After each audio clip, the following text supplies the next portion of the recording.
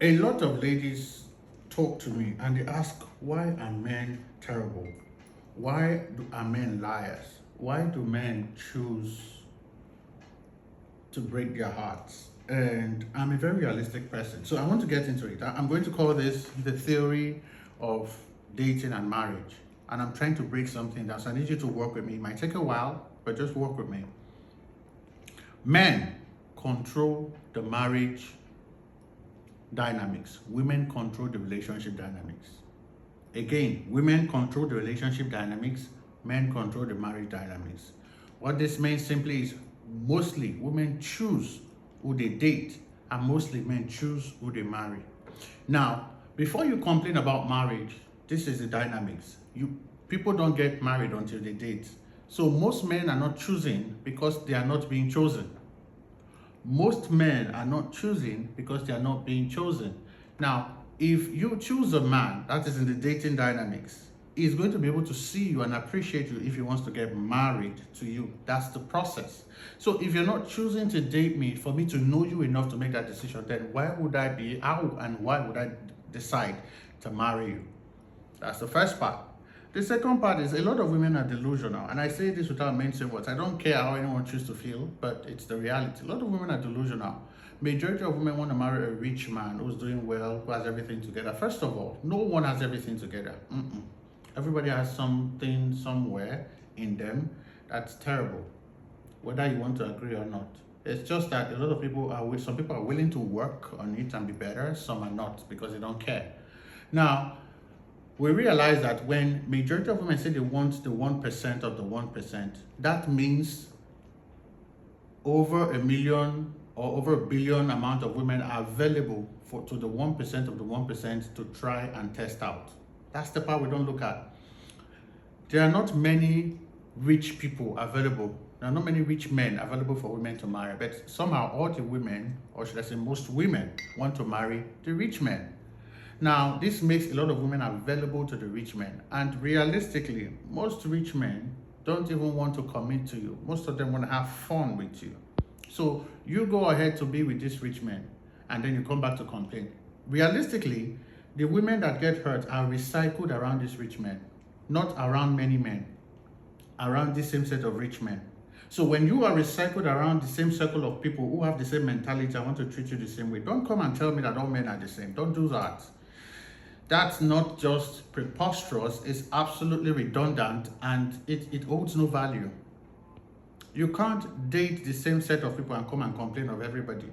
So if 1,000 women are looking for a rich man and there are only 3 rich men available in that region, the three men will have access to those 1,000. Those 1,000 will make themselves available for those 3 men. And those 3 men will play with them, toil around with them, and then throw them away. Then this same woman will come and complain that all men are the same. Can we be more realistic and practical? One of the reasons relationships fail is because of crazy expectations.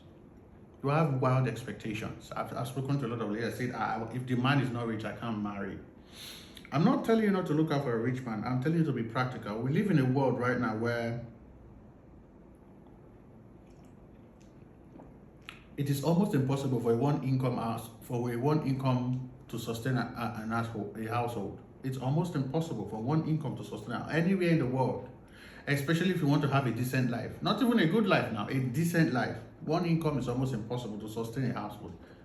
You that you are doing life alone, you know how difficult it is. So imagine coming to someone's life and then putting all that burden on them. Marriages, relationships are meant for people to build each other, for them to find purpose together and build each other.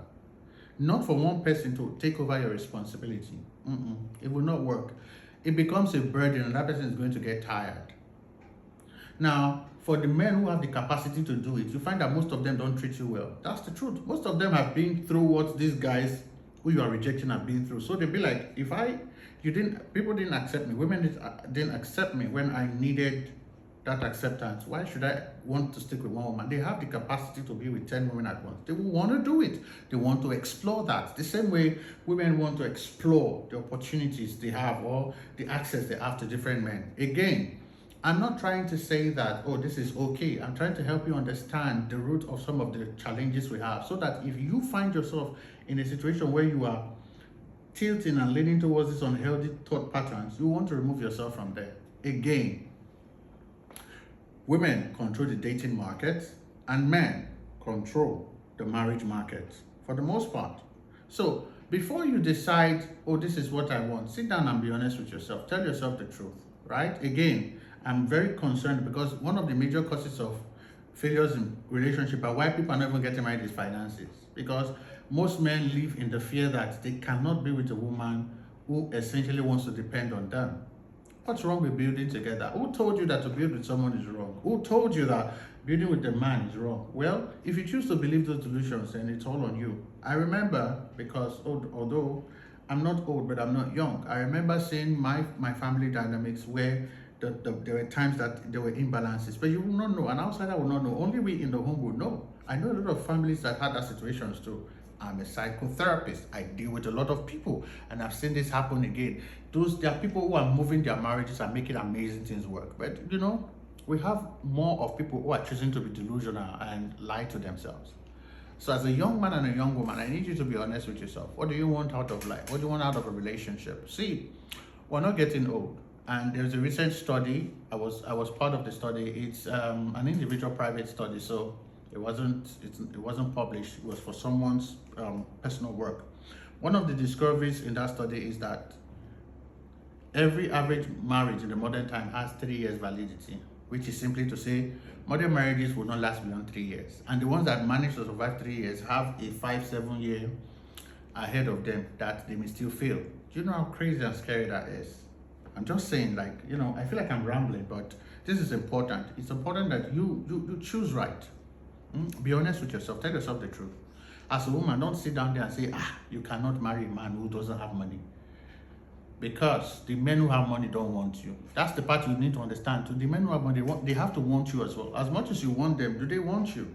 Now, if they want you, what do they want you for? They want you for fun or for keeps. It's just